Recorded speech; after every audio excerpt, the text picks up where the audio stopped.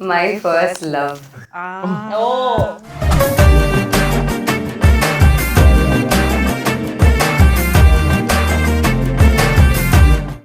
Tomboyish character. Tomboyish character. So that's it about the movie, guys. ഇനി നമുക്കൊരു ഗെയിമിലേക്ക് പോവാം. ഇതല്ലേ ആ സമയത്തുണ്ട് എന്താ ഇത് എപ്പോഴും കഴിപ്പിക്കുന്ന ഗെയിമാണ്. കഴിഞ്ഞ പ്രാവശ്യം അതില് പേപ്പർ ഓ വളമീനാക്ഷി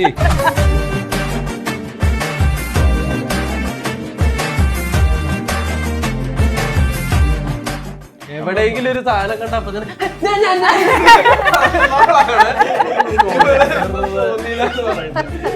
അല്ല അത് ദിനേശ് പറ ഒന്നുമില്ല അത് ഇങ്ങനെ എന്റെ ചിട്ടിട്ട് നോക്കണ്ട നീ നിന്റെ സെക്കൻഡ് സെലിബ്രിറ്റി അല്ല അതല്ല.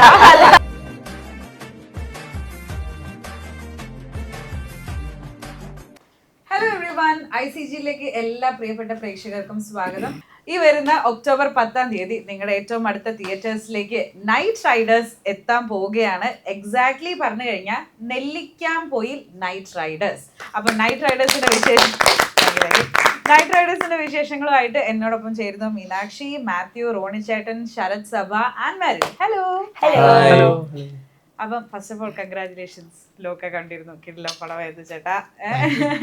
അപ്പം ഇനിയിപ്പോ വേറൊരു ഹിറ്റ് അടിക്കാനായിട്ട് വരികയാണ് ഒക്ടോബർ 10. അപ്പം ശ്യാമായിട്ട് എത്തുകയാണ് മാത്യു നൈറ്റ് റൈഡേഴ്സ്. മാത്യു ആണോ നൈറ്റ് റൈഡർ? അല്ല ഞങ്ങൾ എല്ലാവരും നൈറ്റ് റൈഡേഴ്സ്. നൈറ്റ് റൈഡേഴ്സ് ആണ്. Okay, tell us more about Shyam. Nellikkampoyil എന്ന് പറഞ്ഞൊരു ഗ്രാമത്തിൽ നടക്കുന്ന പല ഇൻസിഡന്റുകൾ അത് ആ ഗ്രാമപ്രദേശത്തുള്ളവര് അവരത് സോൾവ് ചെയ്യുന്നതും അല്ലെങ്കിൽ അവരത് എന്താണ് ഈ ഇൻസിഡന്റുകൾ നടക്കാൻ കാരണം എന്ന് അവർ തപ്പിപ്പോകുമ്പോൾ ഉണ്ടാവുന്ന കോൺസിക്വൻസുകളും അതിനൊരു റെസൊല്യൂഷൻ കണ്ടു എത്തുക അതാണ് ബേസിക്കലി പറയുകയാണെങ്കിൽ പടം. ഇപ്പൊ ഞാൻ മംഗലാപുരത്ത് നിന്ന് എഞ്ചിനീയറിംഗ് കഴിഞ്ഞ് നെല്ലിക്കാമ്പോയിൽ എത്തുന്ന പോലെയാണ് കഥ സ്റ്റാർട്ട് ചെയ്യുന്നത്. ശ്യാമിനെ പറ്റി പറയുകയാണെങ്കിൽ ശ്യാം കുഴപ്പമില്ലാത്തൊരു ആളാണ്. എനിക്ക് അല്ല ട്രെയിലർ കണ്ടപ്പോ അവന് പോലീസിലൊന്നും ചേരാൻ ഇഷ്ടമില്ല, അവന്റെ ഇൻട്രസ്റ്റ് വേറെ സ്ഥലത്തൊരു കുതിര കയറുന്ന ശബ്ദമാണ് കേൾക്കുന്നത്. ട്രെയിലർ കണ്ടു നോക്കും. അമ്മയ്ക്ക് വേണ്ടി ജീവിക്കുന്ന ഒരാളും കൂടിയാണ് അല്ലെ? അമ്മയ്ക്ക് അമ്മയും ഇവനും ആണ് വീട്ടിലുള്ളൂ. ഇവന് പല പല പ്രശ്നങ്ങളുണ്ട്. അമ്മയാണ് അവന്റെ ഏറ്റവും വലിയ, അമ്മയും അവന്റെ കാമുകി ധന്യയും ആണ് ഏറ്റവും വലിയ ഒരു ഇത്. പിന്നെ വീടിന്റെ തൊട്ടടുത്ത് അമ്മാവനും ഫാമിലിയും ഉണ്ട്. പിന്നെ മെയിൻ ഇമ്പോർട്ടന്റ് ആയിട്ടുള്ളത് 2 കൂട്ടുകാരാണ്.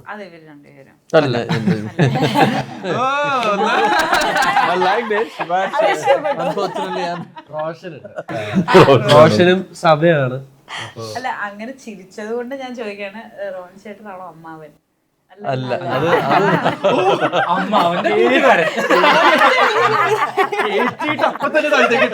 ഒന്നെങ്കിൽ ആശാന്റെ നെഞ്ചത്ത് അല്ലെങ്കിൽ കളരിക്ക് പുറത്തുനിന്ന് കേട്ടിട്ടുണ്ട്. ഇതാണ് സംബന്ധിച്ചിട്ടുള്ള മനസ്സിലായത്. അല്ല, നിങ്ങൾ അങ്ങനെ ചിരിച്ചത് കൊണ്ട് ഞാൻ ചോദിച്ചതാണ്.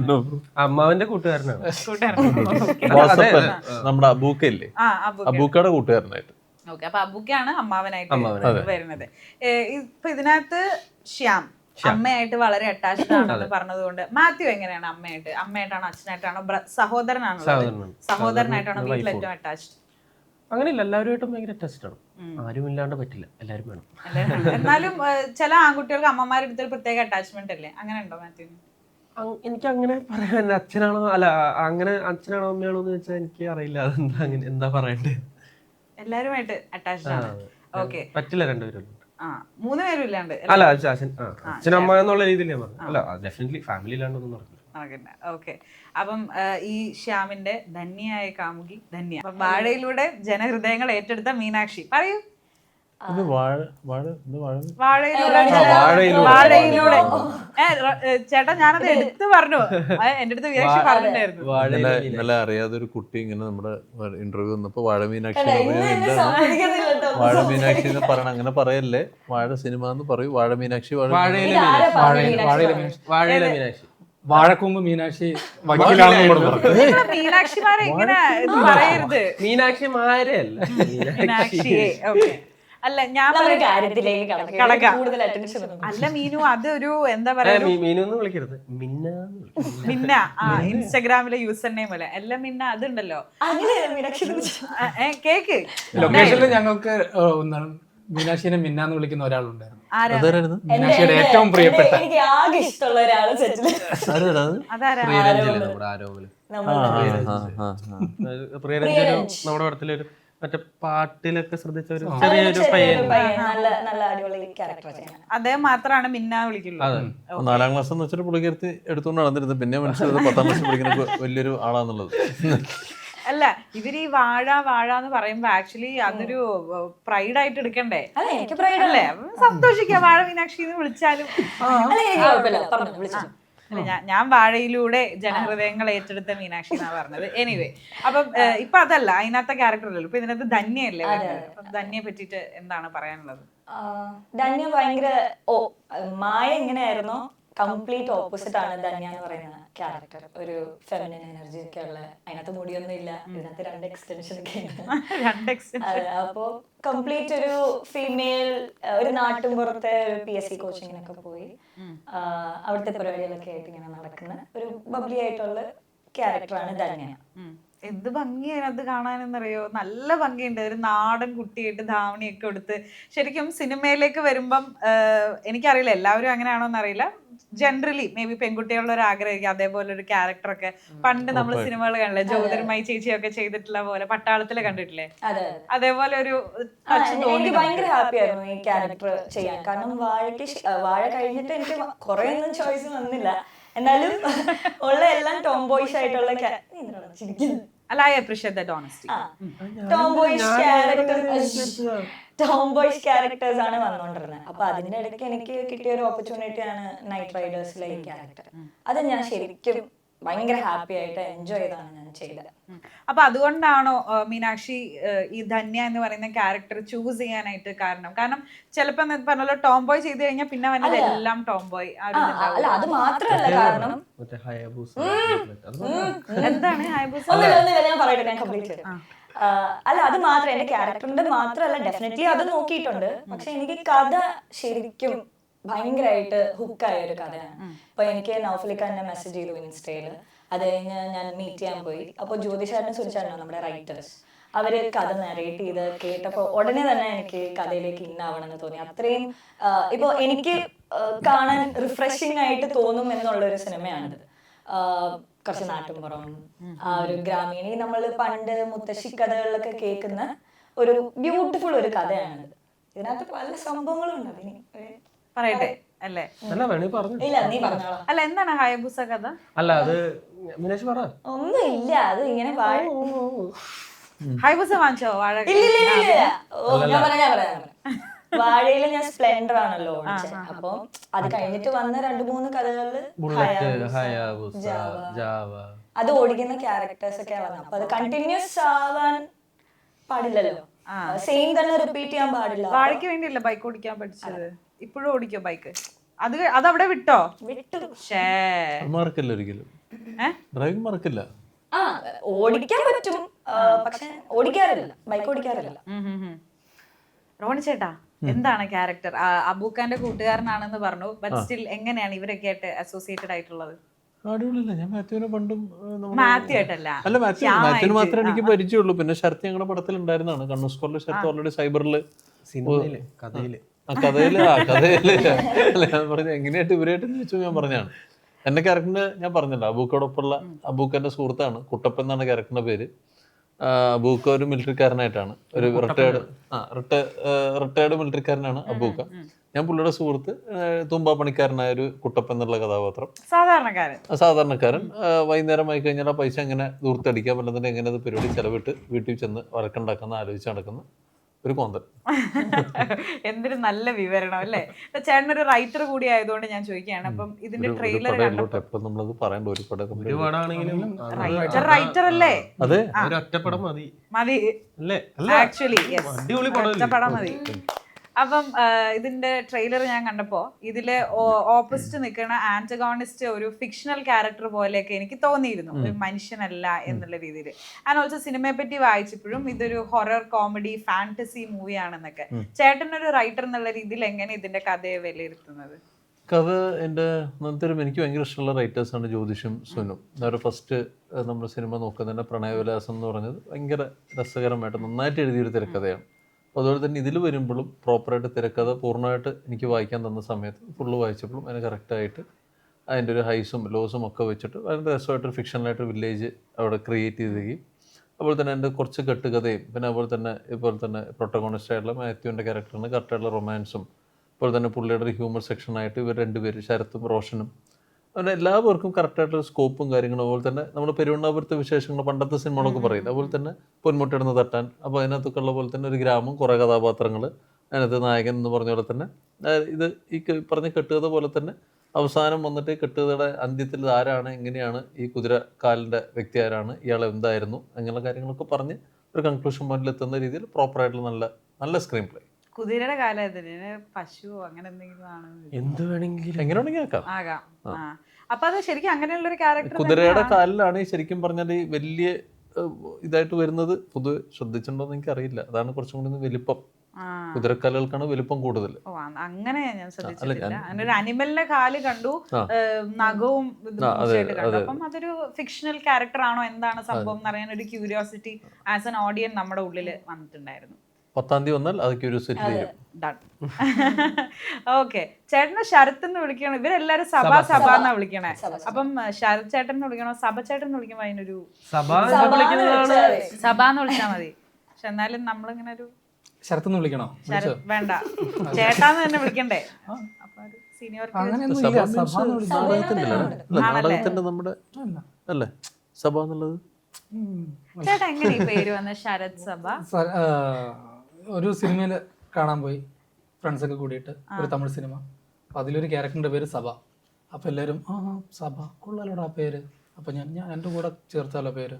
ആണോ, ഇട്ടോ ശരത് സഭ, കൊള്ളാം, വെച്ചോ, സെറ്റ്. അങ്ങനെ വന്നതാണ്. ശരത് കുമാർ PR.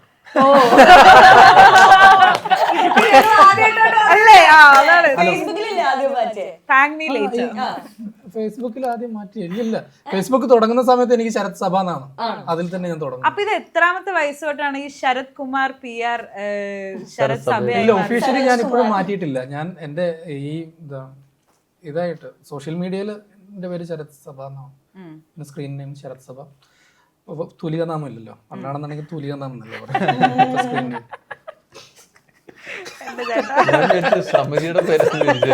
ശരത് സഭ അല്ല, അതൊരു ഭാഗ്യായി അല്ലേ? എല്ലാരും ഇപ്പൊ സഭ വിളിച്ചിട്ട് അങ്ങനെയാണല്ലോ അറിയുന്നത്. അപ്പം സഭ ഇപ്പൊ ആക്ച്വലി ഒരു മൂവിയിലുണ്ടെങ്കിൽ നമുക്ക് ഗസ് ചെയ്യാൻ പാടാണ്, വില്ലനായിട്ടാണോ അതോ കോമഡി റോളിലാണോ ക്യാരക്ടർ റോളിലാണോ എന്ന്. എന്താ ഇതിനകത്ത് പരിപാടി? ഇതിൽ അങ്ങനെ ഗസ് ചെയ്യാൻ പാടൊന്നുമില്ല. ഞാൻ ശ്യാമിന്റെ സുഹൃത്താണ്. നാട്ടിൻപുറത്ത് നമ്മളൊക്കെ കാണുന്ന ഒരു ആൾക്കാർ, നമ്മൾ സ്ഥിരമായിട്ട് നമ്മുടെ ചുറ്റിനും കാണുന്ന ഒരാളെ പോലുള്ള ഒരാൾ, ഒരു ഓട്ടോ ഒക്കെ ഓടിച്ച് ജീവിക്കുന്ന ഒരാൾ. ഒരു കൂട്ടത്തിൽ ആ ഗ്യാങ്ങിൽ കുറച്ച് പ്രായത്തിന് മൂത്ത ഒരാൾ, അവരെപ്പോഴും ഏട്ടാന്ന് വിളിക്കുന്നു. എന്നാൽ പിന്നെ ചില സമയങ്ങളിൽ എടാന്നും, വേറെ ചില സമയങ്ങളിൽ മാക്കു, അങ്ങനെ വിളിക്കാൻ പറ്റുന്ന തരത്തിലുള്ള സൗഹൃദമുള്ള ഒരു ഗ്യാങ്ങിലുള്ള മൂത്ത ആളെന്നുള്ള രീതിയിൽ. പിന്നെ സൗഹൃദങ്ങൾക്കൊക്കെ ഭയങ്കര ഇമ്പോർട്ടൻസ് കൊടുത്ത് കൂടുതലും അവരുടെ പ്രശ്നങ്ങൾ എന്ത് വന്നു കഴിഞ്ഞാലും അവരുടെ കൂടെയൊക്കെ നിൽക്കുന്ന. എന്നാൽ പിന്നെ വേല അങ്ങനെയൊക്കെ ഒന്നും നമ്മുടെ ജീവിതത്തിൽ എന്താ പ്ലാൻ, നമ്മുടെ ലൈഫിൽ ഇപ്പോൾ എനിക്ക് ഇന്നതാവണം അന്നതാവണം അങ്ങനത്തെ ഒരു പ്ലാനിങ് ഒന്നും ഇല്ലാതെ ആ ജീവിതത്തിന്റെ ഓളത്തിൽ അങ്ങ് പോകുന്ന, നാട്ടിൻപുറത്തെ വൈബൊക്കെ അങ്ങ് ആസ്വദിച്ച് അങ്ങ് മുന്നോട്ട് പോകുന്ന, നാട്ടിൻപുറത്ത് ലൈബ്രറിയിൽ എന്തെങ്കിലും ഓണാഘോഷം ആഘോഷ പരിപാടി അവിടത്തേക്ക് പോകുന്ന സമയത്ത് അവിടെ അതിനെല്ലാം പങ്കെടുക്കുക, കളിച്ചിരിക്കുക. സഭ ലൈഫിൽ പ്രോപ്പർലി ഒരു പ്ലാനോട് കൂടിയിട്ട് പോകുന്ന ആളാണോ? അതായത് 6ാം ക്ലാസ്സിലെ തൊട്ട് അഭിനയിച്ച് അതിൽ പ്രൈസ് ഒക്കെ കിട്ടിയിട്ട് വന്നിട്ടുള്ള ഒരാളാണ്. അപ്പം വ്യക്തമായ ഒരു എയിം. അപ്പൊ Mathew just happen to be an actor അല്ലേ? അപ്പൊ ചേട്ടൻ എങ്ങനെയായിരുന്നു, ഒരു എയിം ഉണ്ടായിരുന്നു വലുതാകുമ്പോൾ? എയിം എന്ന് പറയുന്ന രീതിയിൽ എനിക്ക് ആഗ്രഹം ഉണ്ടായിരുന്നു. സിനിമ പരിപാടിയാണ് തിയേറ്റർ പഠിച്ച് തുടങ്ങുന്ന സമയത്ത്. അതുവരെ സ്കൂൾ നാടകങ്ങളിലൊക്കെ ചെയ്യുന്ന സമയത്ത് എനിക്കൊരു അഭിനേതാവ് ആവണം, ഇപ്പൊ സിനിമ പരിപാടികളെ കുറിച്ച് അപ്പം ആലോചന ഇല്ല. ഞാൻ ചെയ്യുന്നത് നാടകത്തിനാണെന്നുണ്ടെങ്കിലും ചെയ്യുന്ന സമയത്ത് ഹാപ്പി ആയിരുന്നു. അപ്പൊ ഈ പ്രൊഫഷൻ നാടകം വെച്ചിട്ട് തന്നെ അഭിനയത്തിൽ ഞാൻ ഭയങ്കര ഇതായതുകൊണ്ട് എനിക്ക് ഇങ്ങനെ ജീവിച്ചു പോയാൽ നല്ലതായിരുന്നു എന്നുള്ളൊരു തോന്നൽ എനിക്ക് കുട്ടിക്കാലം തൊട്ടുണ്ടായിരുന്നു. ഡ്രാമ സ്കൂളിൽ വന്നതിന് ശേഷമാണ് ഡ്രാമ സ്കൂൾ വഴി ഒരുപാട് ഞങ്ങളുടെ സീനിയേഴ്സൊക്കെ ഇപ്പോൾ സിനിമ പരിപാടി രഞ്ജിത്ത് ആളാണെന്നുണ്ടെങ്കിൽ ഡയറക്ഷൻ ഈ ഡ്രാമ സ്കൂളിൽ നിന്നുള്ള സീനിയേഴ്സാണ് ഇപ്പം കുറച്ച് പേര് സിനിമയിൽ ഇൻഡസ്ട്രിയിൽ ഉണ്ടെന്ന് അറിയുന്നത് ഞാൻ ഡ്രാമ സ്കൂളിൽ എത്തിയതിന് ശേഷമാണ്. അപ്പം ഈ ഡ്രാമ സ്കൂൾ വഴി ഒരു സിനിമയിലോട്ടുള്ള ഒരു വഴിയാണ് എന്ന് മനസ്സിലാക്കുന്നത് ഞാൻ അവിടെ വെച്ചിട്ടാണ്. പിന്നെ ഞങ്ങളുടെ ബാച്ചിലുള്ള കുറച്ച് സുഹൃത്തുക്കളൊക്കെ സിനിമ സ്നേഹം കൊണ്ട് അവിടെ ഡ്രാമ സ്കൂളിൽ പഠിക്കാൻ വന്നിട്ടുള്ള അവരുമായിട്ട് സൗഹൃദം ഉണ്ടാകുന്ന സമയത്ത് സ്വാഭാവികമായിട്ടും സിനിമ ഇഷ്ടമുണ്ടായിരുന്നു. മറ്റേ സിനിമയിൽ അഭിനയിച്ച ഇടയ്ക്കൊക്കെ സിനിമയിൽ അഭിനയിച്ചാൽ കൊള്ളാം എന്നൊക്കെ തോന്നിയിട്ടുണ്ടെങ്കിൽ കൂടിയും ഇവിടെ ഇങ്ങോട്ട് എത്തണം എന്നുള്ളൊരു ഇതുണ്ടായിരുന്നില്ല. പക്ഷെ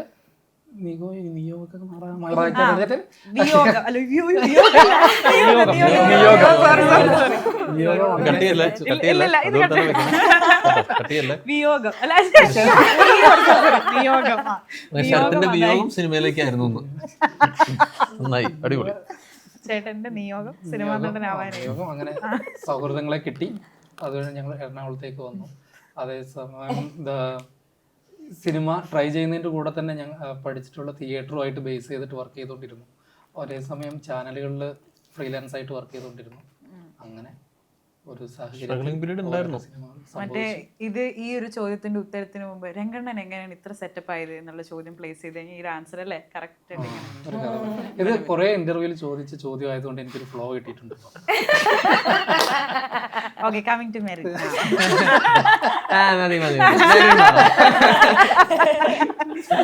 അല്ല, ഞാൻ ചേട്ടൻ ഇന്റർവ്യൂ എടുത്തിട്ടില്ലല്ലോ. First time interview. അല്ല, എന്റെ ഫ്ലോ എനിക്ക് കിട്ടിയ ഫ്ലോ ഞാൻ ആദ്യമായിട്ടല്ലേ കേൾക്കുന്നേ. ഇന്റർവ്യൂവിൽ കൂടി വാച്ച് ചെയ്തിരുന്നെങ്കിൽ ഇങ്ങനെയുള്ള ഒരു ചോദ്യം വരില്ല. മറു കൗണ്ടർ റോഡിച്ചേട്ടാ അല്ലേ? റെഗുലറായിട്ട് ചോദിക്കുന്ന ചോദ്യം പുള്ളി പറയുമ്പോൾ അർത്ഥം വേറെ ഇന്റർവ്യൂ വാച്ച് ചെയ്തിരുന്നെങ്കിൽ ചോദ്യം വരില്ലായിരുന്നു. ഇതെല്ലാം ഞാൻ കട്ട് ചെയ്തോളെ. അതല്ല, ഇവരെ പോലെ മറ്റു ഇന്റർവ്യൂകൾ കാണാത്ത ആൾക്കാരും ഉണ്ടാവുമല്ലോ. പുതിയൊരു അറിവായിട്ട് മീനാക്ഷിയുടെ പരിപാടികൾ മാത്രമല്ല വേറെ ആൾക്കാരുടെ ഇന്റർവ്യൂ കണ്ടോ? ഞാൻ പെട്ടെന്ന് കാറ്റ് ഇങ്ങോട്ടാണല്ലോ മച്ചമ്പി. വാഴയ്ക്കൊഴിക്കുന്ന വളം കുറച്ച് വെള്ളം കുറച്ച് ചീരയ്ക്കും വീണോട്ടെ. അപ്പൊ മെറിൻ പ്ലീസ്. അല്ലല്ല, കഴിഞ്ഞു അവിടെ അത്രേ ഉള്ളൂ. മെറിന്റെ ക്യാരക്ടർ എന്താ? വേഗം പറഞ്ഞോളൂ. അതാണ് ഞാൻ നേരത്തെ ഉണ്ടായിരുന്നത്. എന്റെ ക്യാരക്ടറിന്റെ പേര് ചോദി എന്നാണ്. പക്ഷെ കൂടുതലൊന്നും എനിക്ക് ക്യാരക്ടറിനെ പറ്റി പറയാൻ എന്റെ ചേച്ചിയാ. അങ്ങനെ ഒരു ബന്ധം കൂടെ ഉണ്ടെന്ന്. പക്ഷെ ഈ പറയുന്ന സൂപ്പർ ഭയങ്കര ഫിക്ഷണൽ ആയിട്ടുള്ള സിനിമയില് ഒരുപാട് ഫിക്ഷണൽ ആയിട്ടുള്ള ക്യാരക്ടേഴ്സ് ഉണ്ട്. അപ്പോ വെയിറ്റ് എ മിനിറ്റ്, അമ്മ മാത്രമേ ഉള്ളൂ എന്നല്ലേ പറഞ്ഞേ? അതെ, അല്ല കസിൻ ചേച്ചി ആവല്ലോ. അങ്ങനെ ഓക്കെ.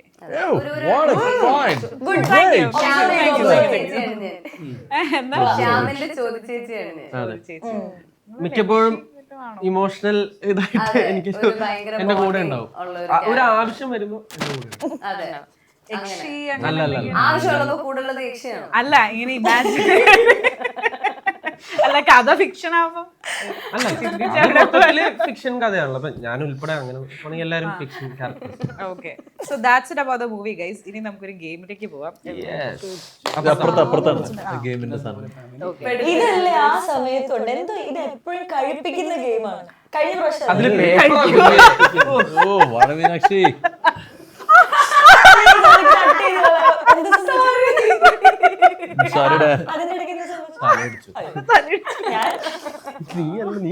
ഒരു കിളി എവിടെ ചേട്ടാ എല്ലാരും കൊടുക്കട്ടെ. എടുത്തോ, തുറന്നു നോക്കാൻ പാടില്ല കേട്ടോ. പിന്നെന്തിനാ സാർ ഇത്? വെടിവെക്കാൻ പറ്റില്ല. എന്തിനാ സാർ കൂടുതലാണല്ലോ. ഞാൻ എടുത്തോളാം. ഓക്കെ, തുറന്നോ? മെറിൻ തുറന്നു. അപ്പൊ മെറിൻ എക്സ്ചേഞ്ച് ചെയ്യാൻ പറ്റത്തില്ല. മീനാക്ഷി തുറന്നു. അപ്പൊ നിങ്ങൾക്ക് 3 പേർക്ക് എക്സ്ചേഞ്ച് ചെയ്യണമെങ്കിൽ എക്സ്ചേഞ്ച് ചെയ്യാം, അല്ലെങ്കിൽ യു കെൻ കീപ് ഇറ്റ്. തുറക്കാലോ? 2 വേണോ? ഓക്കെ, അപ്പൊ നിങ്ങൾക്ക് ഓരോരുത്തർക്കും ഇപ്പൊ ഓരോ ചിപ്സ് കിട്ടിയിട്ടുണ്ട്. ബേസിക്കലി നിങ്ങളുടെ ഫസ്റ്റ് എക്സ്പീരിയൻസസ് ആണ് അതിൽ ഷെയർ ചെയ്യേണ്ടത്. തുറന്ന് വായിക്കാം ആൻഡ് ഷെയർ. ഇതെവിടെ ഇടുന്നെ? രണ്ടെണ്ണം എടുത്തല്ലേ? ആ നമുക്ക് തുടങ്ങാം. തുറന്നു നോക്കാണ്ട് എങ്ങനെ ഇത് പറയാൻ പറ്റും? അല്ല, ഇത് തുറന്ന് നോക്കിക്കോ. എന്റെ മാത്യു. ആ മെറിൻ. My first celebrity. കേട്ടില്ല. My first love. അല്ല എനിക്ക് വേണ്ടി തുടക്കമേ വിവാദമാണ്. ഹതഭാഗ്യൻ. കുറച്ച് കൊല്ലങ്ങൾ പുറകിലേക്ക് പോകുന്നത്. പേര് പറയണ്ട, പണ്ട് അല്ല പേര് പറയണ്ട, ഒരു കുടുംബ ജീവിതം പറഞ്ഞ തർക്കണ്ട. കഥ പറഞ്ഞു. സ്കൂളിൽ പഠിക്കുന്ന സമയത്തായിരുന്നു. ബ്രദറിന്റെ ഫ്രണ്ട് ആയിരുന്നു. നൈസ് കോം. My first love. എന്നിട്ട് ബ്രദർ തൂക്കി, ബ്രദർ പൊക്കി.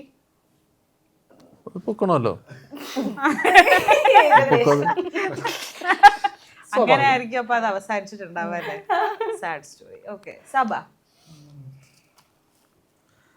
First salary. ഫസ്റ്റ് സാലറി എന്നൊക്കെ പറയുന്ന സമയത്ത് ഞാൻ മറ്റേ കുട്ടിക്കാലത്ത് കശുവണ്ടിയുടെ അണ്ടി പെറുക്കിയിട്ട് കൊണ്ടുപോയിട്ട് കടകളിൽ കൊണ്ടുപോയി കൊടുക്കും. അപ്പോൾ 25 പൈസ 50 പൈസ ₹1 എന്നൊക്കെ പറഞ്ഞിട്ട് ഓരോ അണ്ടി അങ്ങനെ അങ്ങനെ കിട്ടിയിട്ടുണ്ട്. ബിസിനസ്മാൻ. ഓക്കെ.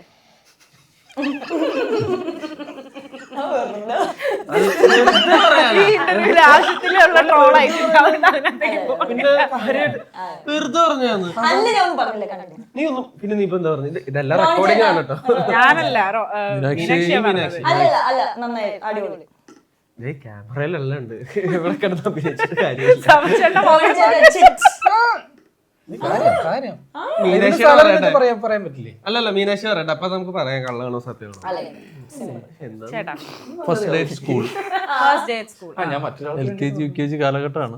കരഞ്ഞ് ഇതാക്കി. അല്ല കരഞ്ഞിട്ടെങ്കിൽ ഓർമ്മയില്ല. ഓർമ്മയുണ്ട്. അല്ല അല്ല എനിക്ക് ഓർമ്മയില്ല എന്റെ LKG ഒന്നും. ഒന്നുമില്ല, ഉച്ചവരെ എന്തൊക്കെയോ കാര്യങ്ങൾ പഠിപ്പിച്ചിട്ട് ഉച്ചയ്ക്ക് നിർബന്ധമായിട്ട് പായ വിരിച്ച് എല്ലാവരും കിടന്നുറങ്ങണം എന്ന് പറഞ്ഞ ഓർമ്മയുണ്ട്. അത്ര തന്നെ. പിന്നെ വൈകുന്നേരം പപ്പ ഒന്ന് കൂട്ടിക്കൊണ്ടുപോയി. അത്ര. ചേട്ടൻ വളരെ നന്നായി പഠിക്കുന്ന ഒരു കുട്ടിയായിരുന്നു. LKG UKG ഇതൊരു ചോദ്യം. LKG UKG എനിക്ക് ഓർമ്മയില്ല. ഏതായാലും പാസ്സാക്കി. മാത്യു. ഞാൻ രണ്ടെണ്ണം പറയണം.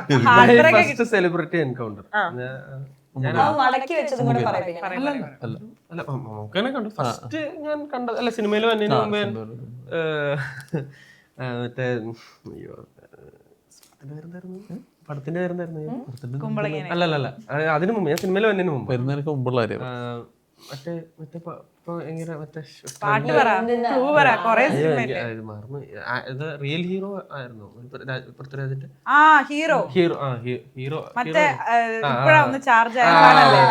അതിന്റെ ഗോൾഡ് സൂക്കിന്റെ ഫ്രണ്ടിൽ അതിലൊരു ഫൈറ്റ് ഉണ്ട്. അപ്പൊ ഞാനും അമ്മ എന്തോ സാധനം മേടിക്കാൻ വേണ്ടി രാവിലെ പോയിട്ട് തിരിച്ചു വന്നപ്പോ ഇങ്ങനെ പൃഥ്വിരാജ് സാർ ഇങ്ങനെ ഇരിക്കുന്നുണ്ടായിരുന്നു. ഞാൻ അതിൽ നല്ല ഭംഗിയാ കാണാൻ പൃഥ്വിരാജിനെ. പൃഥ്വിരാജ് ആയിരുന്നു ഫസ്റ്റ് സെലിബ്രിറ്റി. ഓക്കെ അടുത്തത്. രണ്ടും പറയണോ? ഒരെണ്ണം എടുത്തു. രണ്ടെണ്ണം എടുത്തല്ലോ. എന്റെ ചിട്ടിട്ട് നോക്കണ്ട, നീ നിന്റെ വീട്ടിൽ. സെക്കൻഡ് സെലിബ്രിറ്റി അല്ല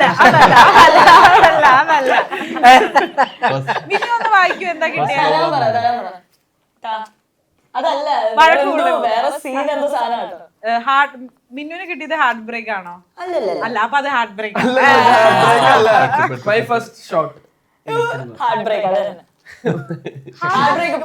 ഒരെണ്ണം കിട്ടാനുണ്ടല്ലോ. ഇവിടെയാണോ ഫസ്റ്റ് ടൈം ഓൺ സ്ക്രീൻ?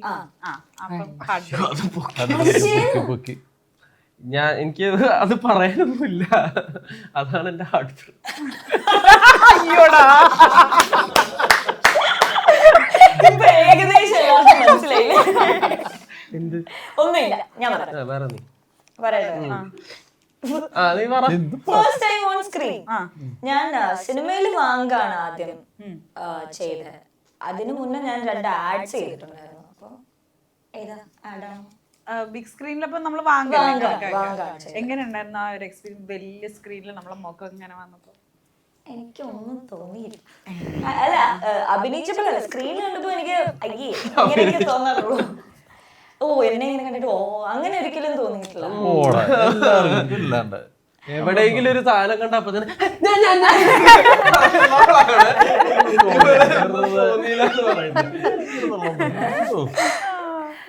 സത്യമായിട്ടുള്ള ഞാൻ പറയാം. അപ്പൊ കള്ളം, പച്ചക്കള്ളം കഴിഞ്ഞ നീ സമ്മതിക്കില്ല. അപ്പൊ വാങ്കിന്റെ ഫസ്റ്റ് ഡേ ആയിരുന്നു.